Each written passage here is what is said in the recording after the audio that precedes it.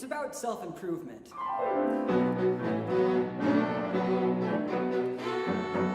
It's about knowing that you're taking steps to better yourself and your health and your life. I mean, at the end of the day, that's what it's all for, right? Making the most out of your life.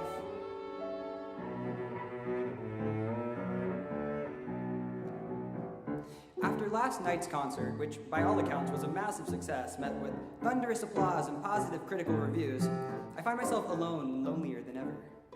A month has passed since the end of my relationship with my previous partner, and I continue to feel aimless and untethered, drifting from function to function. Day by day, hour by hour, minute by minute, which is precisely how I found myself here, sitting in front of a rack of dumbbells.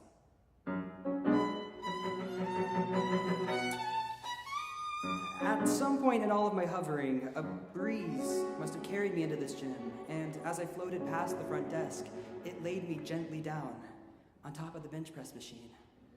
I look over to the guy next to me. His arms tremble and start to give under the weight of a barbell with 3 large plates on either side. I think, geez, how embarrassing for that guy. I pick up my 5-pound dumbbells. Now, this may come as a shock, but I don't know what I'm doing. I fumble with my 5-pounders.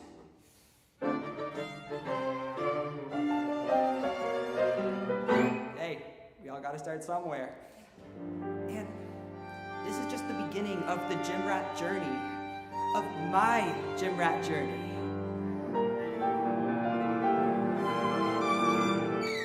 If you hold those at the top, you'll get a better pump. Okay, the idea of calling weightlifting a pump and whatever that was is gross. But a jack guy stands in front of me. He waits. So I humor him and hold my weights at the top of my next raise. My arms immediately start to shake violently before I lower them again. The jack guy just laughs and says, "There you go." I just give a nod like it was nothing. It was nothing. "You know," he says, "if you want to actually build some muscle, a skinny guy like you needs to put on some weight. You gotta eat more, bulk up." He walks away chuckling to himself. Always gotta bulk first. Always gotta bulk first. His words echo in my head like he's some buff new shoulder angel. And back at home, I catch a glimpse of myself in the mirror. And I realize, where there used to be 2, there's now only 1. But if I listen to my buff shoulder angel, that one that's left might soon be unrecognizable. No longer broken, but better than he was. Better than before. Weeks later, in the locker room, my phone rings. My older sister. I have to hand it to her. She doesn't give up. The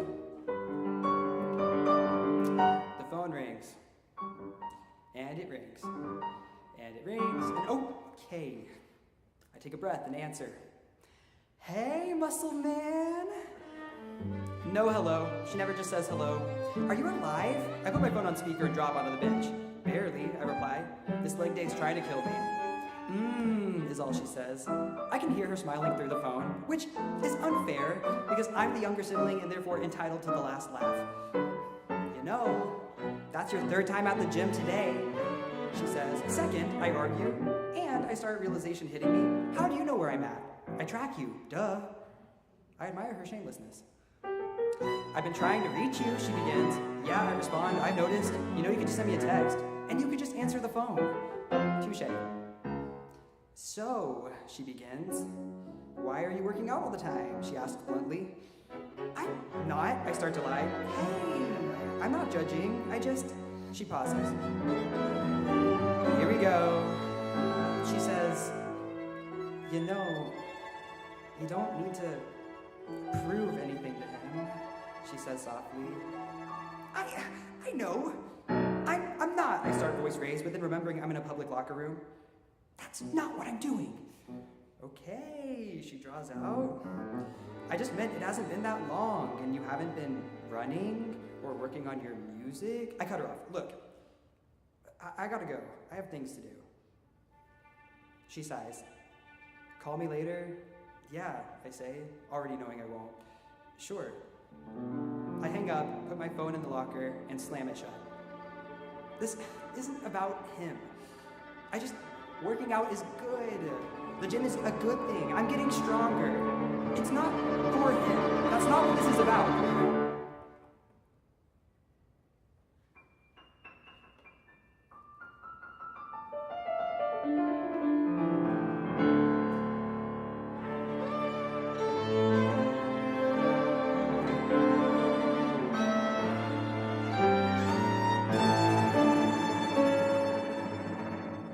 It's about self-worth.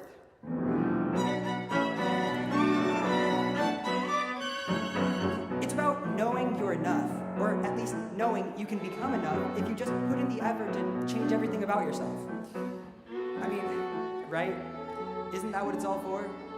Something about a man in a mirror and making that change?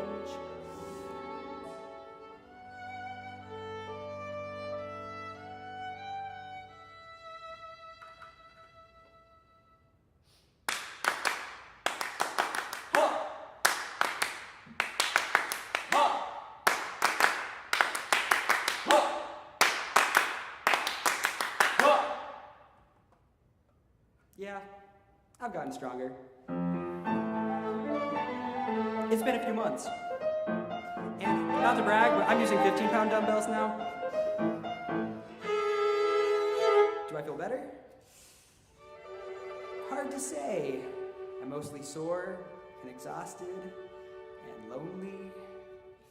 But I have impressions of abs now, so yeah, I'm doing fine. As I prepare to head out today, I see a pair of beat-up running shoes staring back at me. Hey kid, what if you took us for a little jog around the block? Come on, you know you want to, they seem to beckon. I don't know why they have a bad transatlantic accent.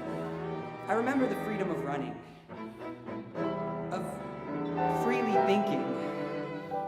I could. No, I should go, but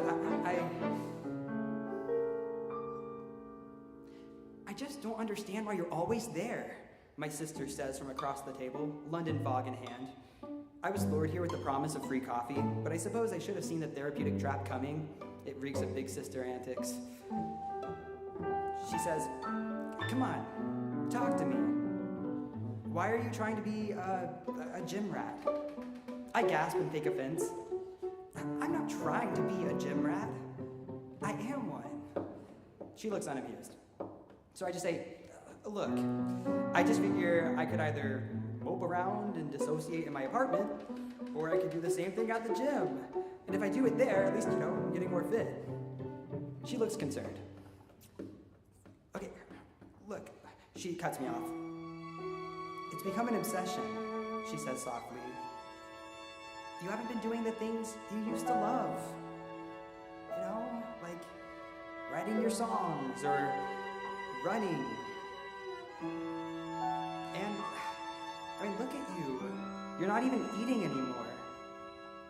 That's because I'm cutting. It's how you get definition. Bulk, then cut, then bulk, then cut, then you bulk, then you... She cuts me off. I get it.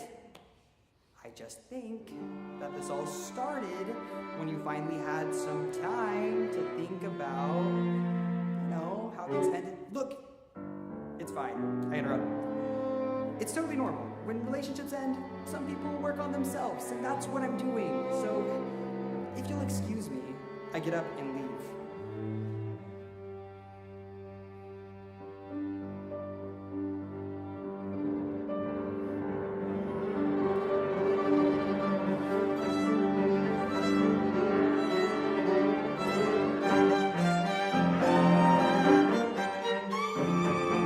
You should stick with overhead cable extensions, the jack guy explains. I nod at him like I'm a student at a lecture, or an acolyte at a cold meeting, and I copy his motion. He gives me a nod. Nice. I can tell you've been putting in the work. Won't take you long to cut, he says. My phone buzzes in my pocket, but I ignore it. Hey, thanks for the pointers, I tell him. They've really been helping me maximize the pump. Yeah. He walks away.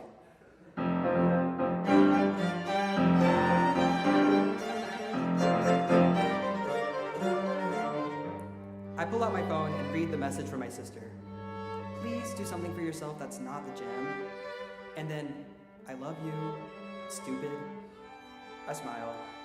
She cares a lot. Not that it matters. That's not what this is about.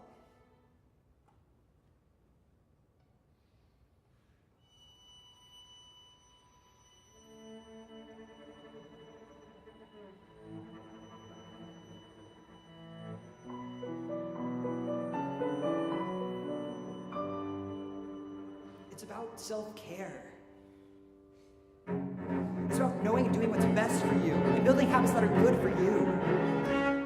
I mean, that's what it's all for, right? To create some routine and all of this? Isn't that what everyone wants?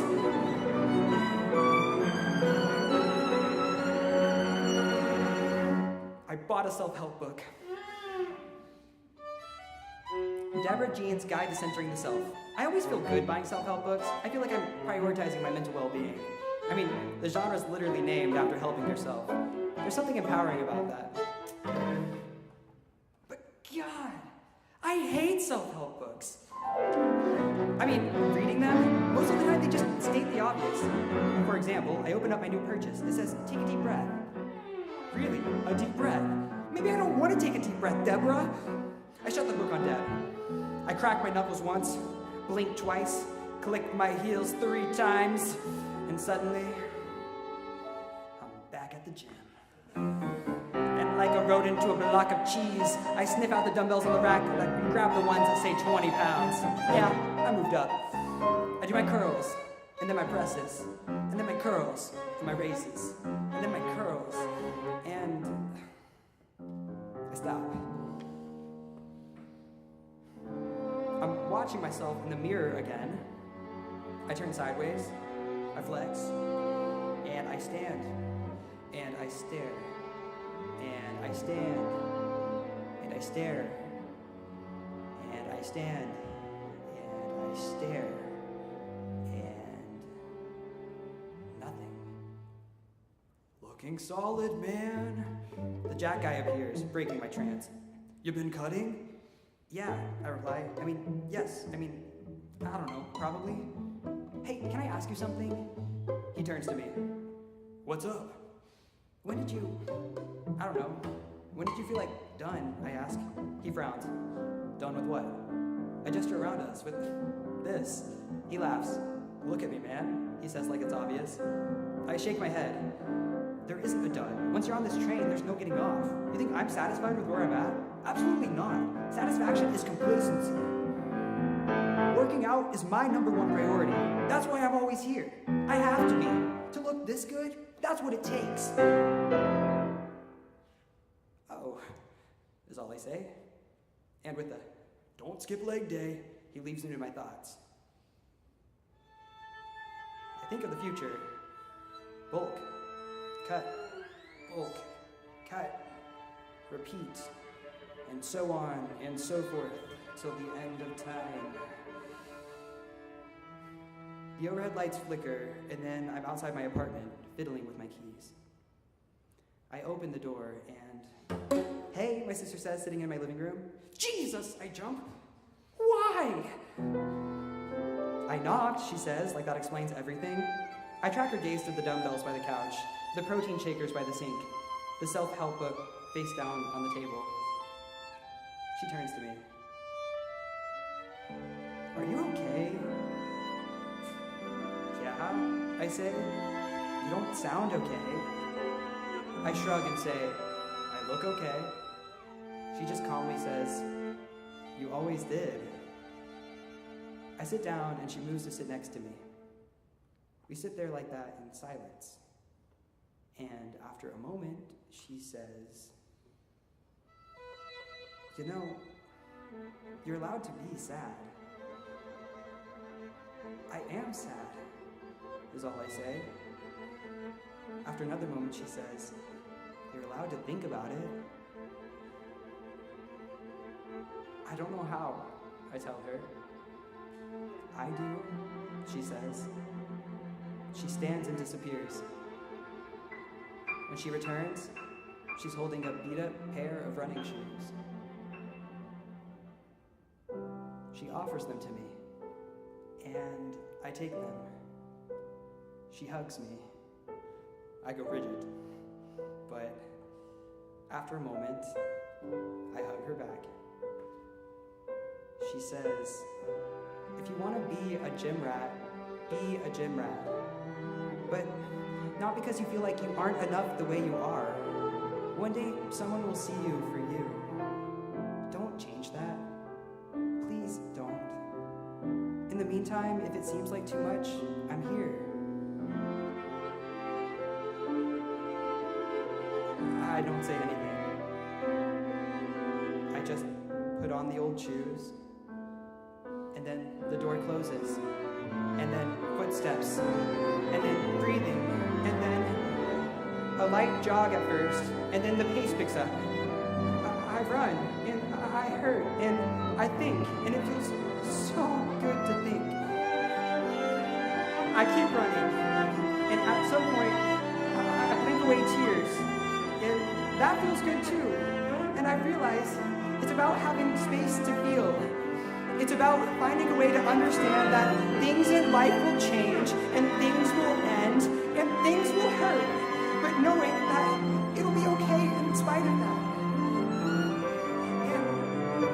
And as I run, I hear music in my head, and I remember a version of myself that loved to run and to write, a version of me that was happy with how he looked and who he was. And I realize that person is still me, and this life is still mine.